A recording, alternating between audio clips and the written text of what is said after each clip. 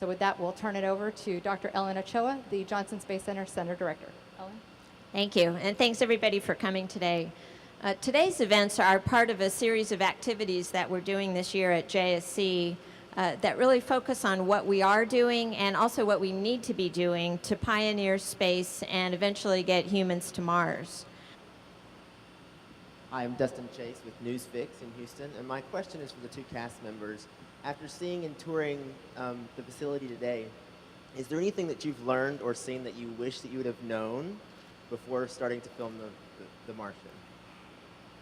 I mean, I think everything. I think that that information that we've learned today is all very powerful. There isn't anything that I'm like, oh no, I completely ruined that part of the movie because I didn't learn. But I think that I would have much preferred to have done this beforehand and had, I don't know, sort of the sense of community camaraderie and how much less isolated all of the individual arms of NASA are. Yeah, so everything. My name is John Ferguson. I'm with the Galveston County Daily News. This is for the NASA folks. I was wondering how you all feel a movie like this, or movies like Gravity and Interstellar that came out recently, how does that advance the mission of NASA in any way, if it does at all? Well, for me, I think it helps the public feel the excitement that we feel. I mean, for 2 hours, they sit in a movie theater and they see the excitement of spaceflight. But this is something we get to live. And it's something that we're building right now for a vehicle in Orion here. It's going to, in 3 years, going to go most likely farther than any human-rated spacecraft has gone in history.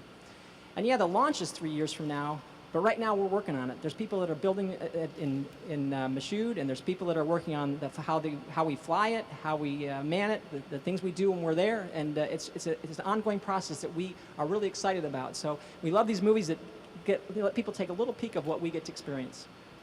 You know, I was reading some comments by the screenwriter, Drew Goddard, who said, you know, basically the book and the screenplay is a love letter to science.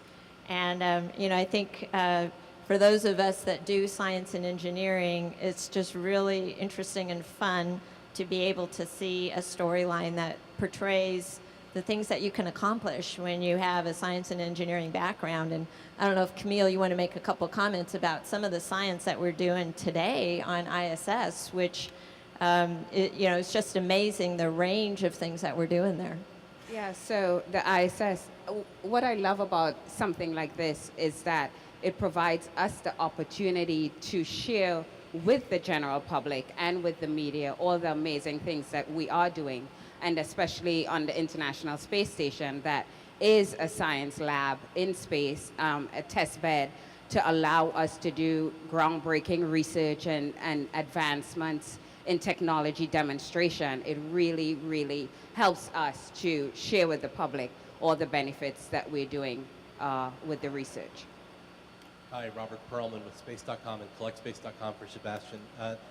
I wonder what you think a picture like The Martian does for audiences, and particularly kids, in getting them interested in astronauts as real-life superheroes and scientists as heroes as well. Well, I certainly hope it inspires them to take an interest in science and in space travel and in becoming an astronaut. I mean, I just know, relating from my past, when I saw Apollo 13, which I think I saw in the theaters 3 times, it was huge for me. It really had an impact, and you know, it made me excited to go to science class, and we were building rockets, and you know, so in the same scenario, I hope that hopefully The Martian can do that for kids now, because it's very much very real in our lifetime right now, what it deals with. Eric Berger with Houston Chronicle. Question for Ellen or Rex. You know, if people are going to see this movie, they're going to be, wow, I want to go to Mars, right? And it's going to be awesome. But maybe talk about, we're kind of at the beginning of that journey, and we're not there where the movie is. Yeah, so it really highlights a lot of things that we work on, both here at JSC and, of course, at other NASA centers as well. And you mentioned some of the big ones. You know, the entry, descent, and landing for landing crew on Mars, or landing anything really heavy. That's still something that we're trying to figure out how we will best do. We know how to land lighter things. We've done that through the rovers. So there are a number of centers, including ours, around NASA that are looking at that. Obviously, a good closed-loop life support system, one that's very reliable and maintainable. We're learning a lot about life support systems on the International Space Station, and we do recycle a lot of the water, and we generate oxygen, but we don't have it in a full closed-loop system yet. And we also find out that it takes a lot of care and feeding, that we're spending time when filters clog and valves don't work quite right and all those kinds of things. And that's one of the things that we want to sort of get to the next generation, so we'll get into that reliability and maintainability. Yeah, so like Ellen was saying, we need systems that can work independent of the ability to resupply it, because we need to be able to operate this in a space station-like environment for years on end, where we don't have the capability of sending up a spare part. So we're going to continue to work on the space station and learn how you do that. How do you have those life support systems that can do that? And the other thing I would mention, too, is spacesuits. If we want to really explore on a planet, we have to have spacesuits that are extremely reliable and that can handle the harsh dust and sharp object environment that you're going to be operating in. So that's going to be very important. If the Orion was magically ready tomorrow, we'd be a no-go for launch, because the human body is not yet ready for us to go to Mars.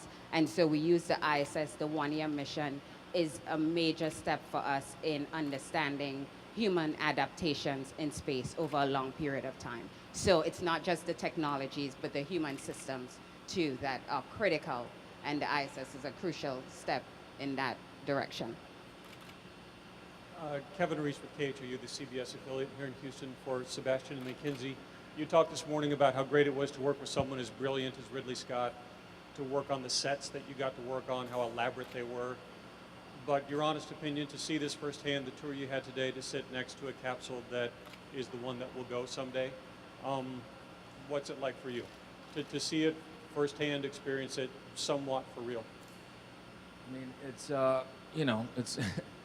it's overwhing. This isn't a movie set, obviously. I mean, so this is very real. And if I would say anything to comparing it to Ridley Scott's movie set, is that, we were very lucky to have sets that were detailed enough to try to even remotely get close to what we're seeing here today, so that we could have more to play off of, because obviously in order to capture even an inkling of the reality of what these guys go through day in, day out in those in the space station, we would need to sort of match a little bit of the detail that's in there. So it's very surreal. I mean, it's definitely, I certainly wish we could have gotten here before we did the movie, just because now I'm like really excited to do a sequel, but we, I don't know what the deal with that is, but. I think the biggest shift is you walk onto a set that has that level of artistry, you appreciate the work of the artist who created it and somebody who has that attention to detail. But being here all day, you're like, but then it goes into space. Like, it's really hard to get over that leap between something that's beautifully designed as a replica and somebody who you're talking to and you're like, oh, but you've actually seen Earth from outer space. So nothing really compares to the real thing, even if it's the most beautiful replica on the planet. My question is for any and all of you on the panel. So when does the first family get to go to Mars? Well, we don't know when exactly that's going to be. Part of my reason for really focusing on Mars this week, we have some other activities later in this week, and we had a week earlier this year in April, was to really tell my folks here at Johnson Space Center, look, we've got to push this every single day that we're here. We've got to push toward human exploration. Think about what you do in your job every single day. Is there a way I can do it better? Is there a way I can do it more efficiently? Is there somebody I should be partnering with, whether that's, somebody at another NASA center or somebody in academia or in an organization or company outside NASA that has good ideas that I can incorporate into this. So it's really about saying we have to push every single day, because we want that day to come. And we want to make it come. That's why we're all here. That's our mission in life, and so this is just a way to help make that more real and get everybody thinking about that. We could do a couple different combinations. Round two. Really appreciate the outfit.